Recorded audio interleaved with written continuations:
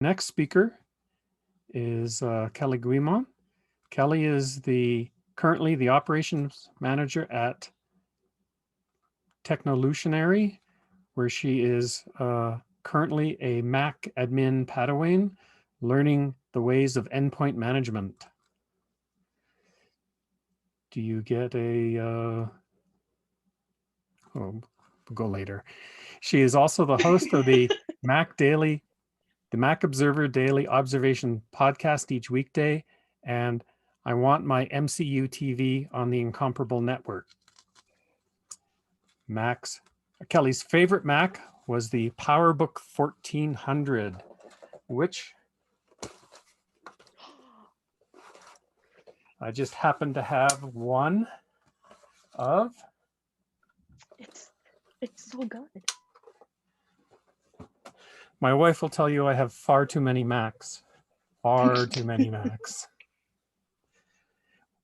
Her talk this evening is going to be on bashing squirrels from IT, how to admin while ADHD. Kelly. Hi, I'm gonna go ahead and start my slides. If I can figure out which of these 96 windows that I have open right now is the one that actually contains them. How about now? Still notes? Perfect. Oh, okay, awesome. All right, so the title of my talk is Banishing Squirrels from IT, How to Admin While ADHD. I'm just gonna read my abstract really quick for anybody who missed it. Dealing with tech can already be hard, but it's even harder when your attention span is finicky. This session will offer both the ADHD diagnosed and just the very easily distractible among us, ideas for how to make time for what you wanna work on, how to minimize the time on what you don't wanna work on, and I'm going to, at the end, give a few tips for how to people, which is a skill a lot of us haven't had a lot of time to work on in the last year. And I should warn you, there's a wee bit of audience participation in my talk, but don't freak out, it's not a test, and it only hurts a little. So we'll all get through it together, it'll be fine. So hi, in case you don't know me, there's a very good chance I sound familiar, even if I don't look familiar. So just close your eyes, and maybe you'll be able to place me from somewhere else. The list that you see on the screen is a partial list of the things that I do. I stopped when I realized my list ran off the bottom of my slide. So yes, that's intentional. It's not out of alignment. Bonus points if you catch the reference in there that is not the MTB one. So that's me. Now I'm going to talk to you a little bit about my talk. I try not to read my slides to my audience, but this one I'm basically going to rephrase because there's parts of it that are really important. I am diagnosed with ADD, so maybe now the previous slide makes a little bit more sense. I hope my talk inspires people to find some better ways to work. And if you're diagnosed too, maybe I do hope that it might make it a little easier for you to talk about as well, because I'm going to stand here and talk about it for a while. And I have been led to believe that I will not die from that. So I guess we'll find out. However, when I talk about ADHD, the thing that you need to know is that I'm only telling you about what works for me and my tactics and things that I know about. Since you are not me, don't follow this word for word. Take the parts that are important to you, take the parts that resonate, just leave the rest. It's totally fine. I said one of the things I was going to discuss was minimizing boring. Now, there are tasks people have to do that people don't like. But there's how neurotypical people don't like things. These would be people who are not ADHD folks. And then there's how neurodiverse people don't like things. So you may have heard people talk, neurodiverse is another term to use for lots of different kinds of conditions for people. So there's the neurotypical, here I am doing a thing I don't like to do. And then there's the neurodiverse, I will spend a summer following Justin Bieber on tour before I will do that thing. So the first thing you need to do is you need to automate that stuff. Yes, there's probably an entire conference, not just an entire talk on automating things. I'm just here to give you ideas. That's the whole point of my talk. Ask anyone who knows me, I am a devastatingly effective enabler. So you have that thing you have to do, and it sucks. Now, if you are ADHD, it can become a massive task in your head, and then it doesn't get done, or it gets done poorly because you're up against a hard deadline, or there's something that has to happen, or something prevents you from spending any more time obsessing over it. And then you beat yourself up over it because you didn't do your best. And then you remember you didn't even want to do it in the first place, but you didn't do your best. But you didn't even want to do it in the first place. Rinse, repeat. You get the idea. So if any of this is sounding familiar, I'm really glad you're in the right place. So let's talk tools. First up, text expansion. I personally use text expander. There's keyboard shortcuts you can set up as part of macOS and iOS. There's lots of other tools that are out there. Again, this is what works for me. I have text expander, so I'm using the tool that I have. Text expander will let you send an email that looks handcrafted. And those emails are handcrafted because you handcrafted them once. Now, you can use fill-in options to put in a person's name or some other sort of specific detail, or you can create a drop-down menu for the 3 options that normally go in this one spot in this same email that you send all the time. And you can even use a checkbox to put all of the customization up at the top of the snippet so that you fill it all in right across the top and then just go to town. I have a specific message that I've created that says, "Dear user, your hard drive is full. You need to free up X gigabytes." And I fill in that number. And there's a default value in there already. For a lot of people, I don't even have to modify it. It's a lovely message. There's a paragraph, there's other things that go on in it. I spent like 15 minutes building that email a year ago. And I have sent it hundreds of times because users, right? So I live in Portland. You know how we love an artisan handcrafted email. And guess what? None of the people who receive that email, unless they're listening to this talk right now, know that I wrote that email once a year ago. This means I don't have to spend as much time on each of those messages. I can crank them all out. I can even do another thing, like if you're using a ticketing system, create a particular filter for all the people whose hard drives are full, bang those out, race against the clock to see how many you can get done in time. Done. Now you have compressed the amount of time that you have to spend rolling your eyes about users with full hard drives. It's easy. Documentation is more of the same. So if you don't like answering the same question over and over, take all of that frustration that you have about how many times you've had to answer this question and just answer the crap out of it once. Then publish that amazing answer. You've got the amazing answer. Go put it somewhere where other people can see it. And then the next time somebody asks you that question, all you have to do is point. Now, if you don't have an outlet for that answer, because if you have one, there's probably more. And if you don't have an outlet, maybe you need to look at building that knowledge base or that wiki or whatever it is that will allow people to go and behold the glory of your amazing answers that you sat down and only ever had to write once. Now, scripting and macros are a similar sort of thing where you can take these things, you can take shell scripting or keyboard maestro or any other kind of tool, and you can use those to mitigate the soul-crushing sighing and eye rolling that you have to do every time you have to click the same 6 things. I know you have that thing because everybody has that thing, because when I say that to people, everybody goes, "Yup, I know that thing that you mean." And it's different for everybody, but everybody has one. So spend a little time and look into that tool. Every time you run that thing and it does all of that for you, it will make you so happy. Ask me how I know. Okay, actually don't ask me how I know, because I will spend a whole nother talk. I'll step all over Marcus's talk telling you about the new macro that I have that makes it so that I had to go from clicking a whole stack of things to clicking 0 things. And it is so good, but I'm not gonna tell you about it right now because Marcus is next. So the other thing you need to do is build reusable or modular tools. If you need that script or that spreadsheet that you're trying to work on right now, it's really hard, that isn't fun, you think about if you might need it again. And as you're thinking about needing it again, think about how you could build it out of Lego so that some pieces of it are modular, so you can swap out macOS 10 for macOS 11 or macOS 11 for macOS 12 or Christine or whatever they're going to call the next version of macOS. Think about how you can switch these things out so that they're future-proof. Like The server IP might change, but the task that you're asking from the server probably won't. So especially if you get an opportunity to tap into someone else's knowledge who can help you build that thing, make all of that time and effort count. Okay, so make it count. Say it with me. Once. Are you with me so far? Okay, it's cool. I was like 6 slides in and I didn't have a single Apple reference, and I really like this picture, so I just wanted to make sure I got one in there. So your next option, if you can't automate it, see if you can delegate it. Maybe you have an option to have someone else do it.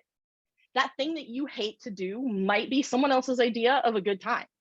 And if you work with that person, maybe you have an option where you can trade them the thing that you don't like for the thing you enjoy that they don't like. And then everyone is happy. Life is better, right? That's always good. Now, maybe you can't delegate it to a person. It happens, but maybe you can delegate it to a tool. You've probably already done this. So you've delegated all your passwords to your password manager, right? Right? I'm hoping everybody's out there nodding, because if you're not, I totally know what I'm going to talk about next year. This is slightly different from the automation that we were talking about a minute ago, because you can stop. There are a lot of ways that you can stop babysitting that thing in case it does something. And you can set up an alert or an alarm or a monitor so that it can tell you when it needs attention. So moving anything you can from having to pull the information from it to pushing the information to you when you need it is always going to make your life better.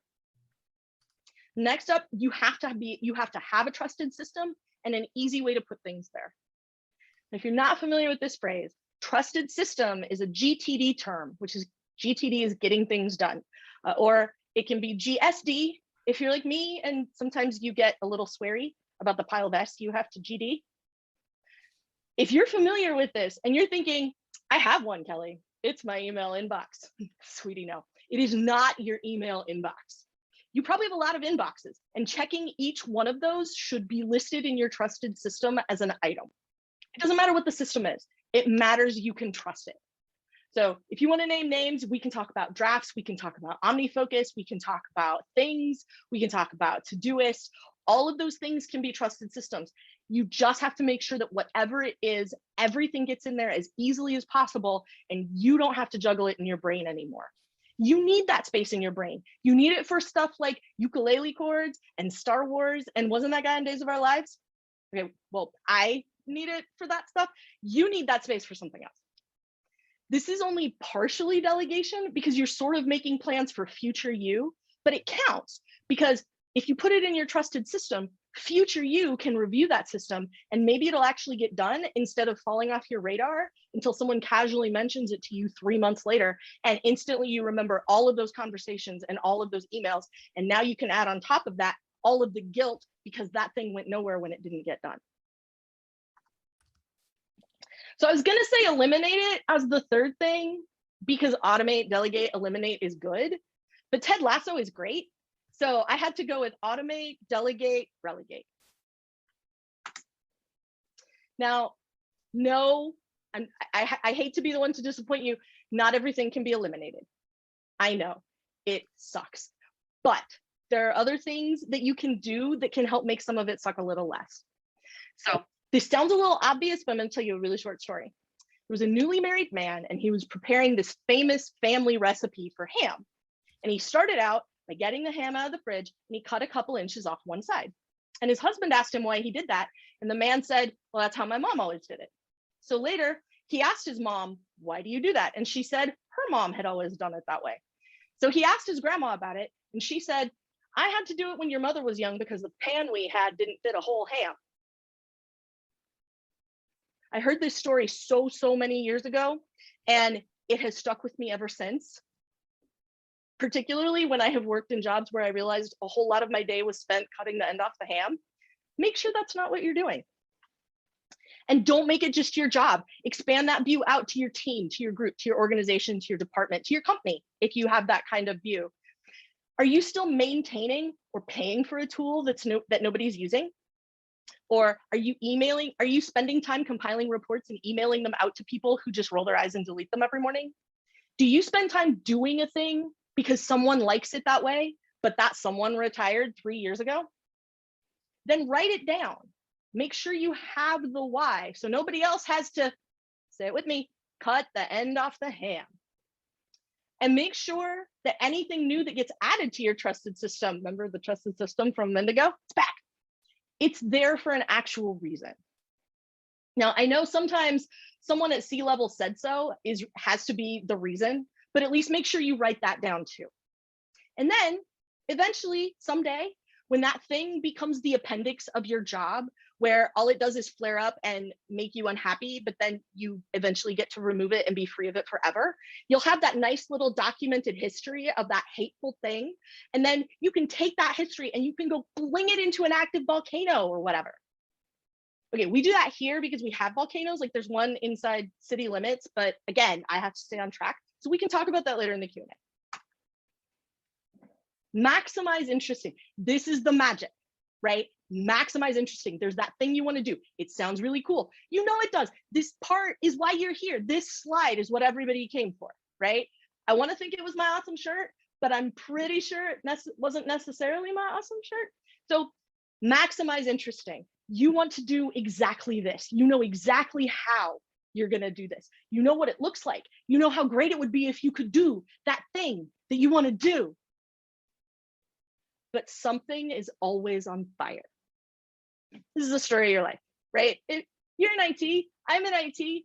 I know what this is like. You roll in every morning and everything's on fire. Now take a minute and think about that thing that you have in your life, the thing in the back of your brain. All of them have a different name. It's a pet project, it's a back burner project, it's in the someday file, whatever it is. There is one in your brain. And I'm going to take this moment to take a sip of my water. Yeah, it's water. And you're going to think about what that thing is that you have for you.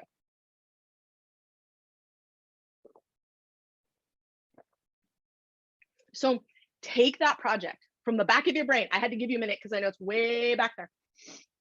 Take that project, dust it off, because the next bit that we're going to talk about is directly related to that project. It may not be a big project. It may be a massive project. Whatever it is, the whole point of it is that it's going to make big changes for you, right? That's what we're doing. So just to make your project sound awesome, because I have to refer to it as something, I'm going to call your project Weapon X. There's a reason why, and again, we can talk about it later. So the first thing you have to do is you have to commit to it. You got to go full Gandalf on this one. You don't have to keep it secret, but you have to keep it safe. You have to treat Weapon X like it's real. And if you know what Weapon X is, that's extra entertaining for you, I know. This project has probably been pretend for a long time. If you've been at your job a long time, there's that thing or two or three that you think about that, man, if I could just do that, then everyone would be taller and thinner and better looking. And then next, like we could solve world peace. Like it would all be amazing, right? That project, that's the thing that we're talking about, but it's been pretend for so long. And you have to promote it from imaginary friend to actual friend. You have to take it seriously. You have to give it a cool name like Weapon X. So open your favorite brain dump app and give it some parameters and some shape. And if you're a set a timer and right against the clock person, do that. If you are, I'm just going to take an afternoon and sit on the patio and get it done over the course of a lovely summer afternoon, do that, whatever it is, get it done. Make sure you include the why, because we've talked about why you need to have the why already. Think back like 5 minutes ago. And that we need to make sure that that why gets included as well, because part of writing down why you want to do it will help the rest of it take shape. So that all sounds cool, right? But what do I do? Here's what you do. I have steps. Book a meeting with yourself.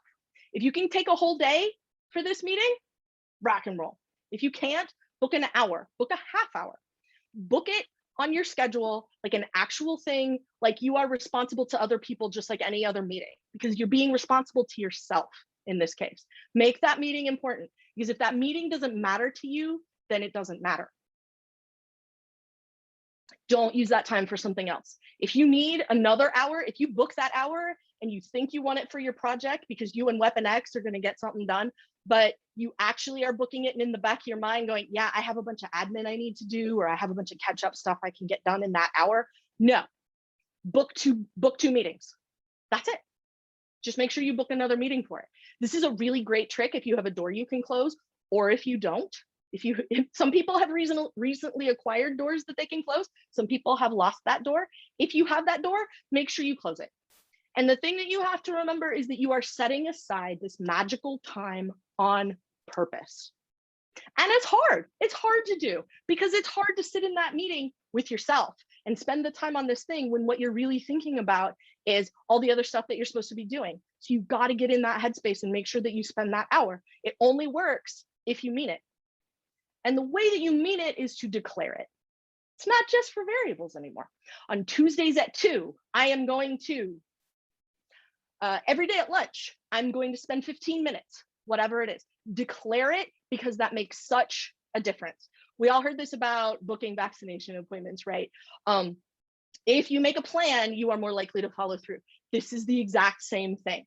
Find a way to be accountable for that appointment, whether you have a friend that you can text about the thing that you're doing.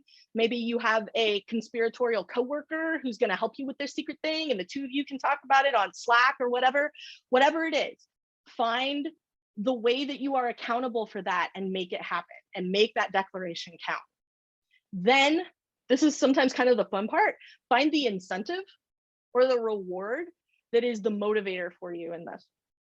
It's good to have a reason, but it's even better to have a reward, right? Can you measure Weapon X in some meaningful milestone sort of way? Use those milestones, and every milestone has a treat that helps you get to that next milestone. If you like the don't break the chain, like Jerry Seinfeld with his calendar of X's, or you like the Streaks app, or gamifying whatever the thing is, like do that, like whatever it is. Again, just like your trusted system, it doesn't matter what it is, it just matters that you have it. So now we're gonna talk a little bit. We're gonna shift gears slightly into how to people in 2021. I promise we're in the home stretch. This part's really short, and it'll be okay. We'll get through it together. It'll be fine. So here's how we're gonna get through it together. First, I really don't want to encourage this, but lean into the stereotype of being an awkward IT person and just say the uncomfortable part out loud and get it out so everyone can move on. You know, I'm inside a building that is not my house with people who are not my family, and it's great, but it's weird. Like, just get it out there. It's really awesome to see the bottom half of your face is a thing I have heard lately. Just blurt the thing and move on with the conversation that you're having. Next, remember that the tone that people have can add a lot of context, because we haven't had a lot of tone in the last year. And part of that, you know, we've all been at home. Not everything even comes across in Zoom the way it does in person. So this can be hard, but it's even harder if you are a neurodiverse person. Like if you have ADHD, words on a screen will never ever have a tone like a person's voice. So if somebody sends you a Slack message or you get an email and it says that thing you did is fine, that may have been intended to convey to you, you did solid work and that thing is fine. It's great. Everyone's pleased. But it said that thing you did is fine. And if you're ADHD, sometimes you see the words, that thing you've done is fine. And what you read is, the thing that I did was less than spectacular. And I must now spend hours, nay, days, questioning all of my life choices as an adult, up to and including this exact moment. This is real. If you've had this and you feel weird about it, don't. This is an actual thing. It's called rejection sensitivity dysphoria. And it is often a symptom of ADHD, but a lot of people don't associate it with ADHD. I'm here to assure you, it is 100% completely real. I'm going to say it one more time. It's called rejection sensitivity dysphoria. And yes, I can rattle off things like that. I have a friend who is a cognitive neuroscientist who tells me these sorts of things. So this is actually a real thing that I can tell you about.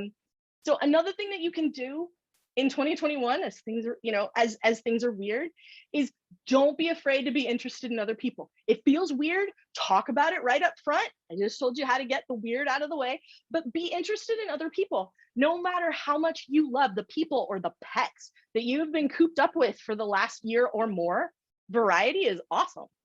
And other people probably feel exactly the same way. So be interested, ask about their pets, ask about their kids, ask about the other people, because they know a whole lot about the other people that they live with that you may not know. And they may be happy to share the story about whatever kind of shenanigans have been happening at their house for the last year. And the thing you have to keep in mind is that everybody wants to say or is saying, we're going back to normal, it's going to be back to normal, but it's not. And we know it's not. Everybody knows it's not.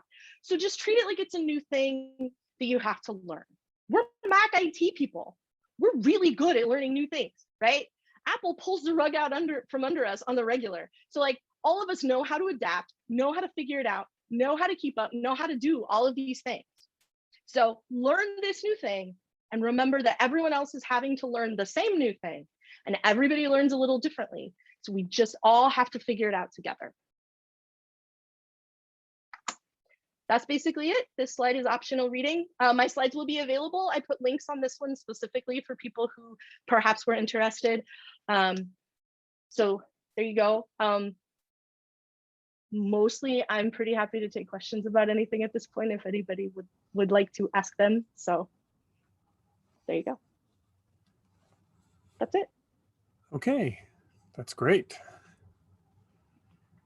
Do we have any questions at this point? Please say yes. There's been a lot of chatter in the Slack, so you might want to go back and see it, Kelly, because I think this has been very normalizing for neurodiversity for a lot of people, which is really fantastic, I think. And that's all I have to say. That was my hope. I said right at the top with the picture of Doug, which is actually, I probably should have said that's where my title came from, was Doug from Up Squirrel. That was the screen cap of that moment of him saying squirrel. So. A great movie. Very good movie. Okay. I don't see anything. So we have about... Really? No questions? I left like 3 things in there specifically and said we'll get back to it. And nobody had any questions. I know I'm not talking to a bunch of people who know what Weapon X is or know anything about the active volcano in Portland. Really? We just hope the volcano never goes off because it'll affect us way up here. Well, it's an active volcano in that it has erupted, I think it's the last 500 years. So it's not super active. They built houses on it. That's not Mount Baker, is it? That's Washington, isn't it? Yes. Yeah. Okay, so we're going to take a 5-minute break now till 8:25, and then we will roll with Marcus's talk next.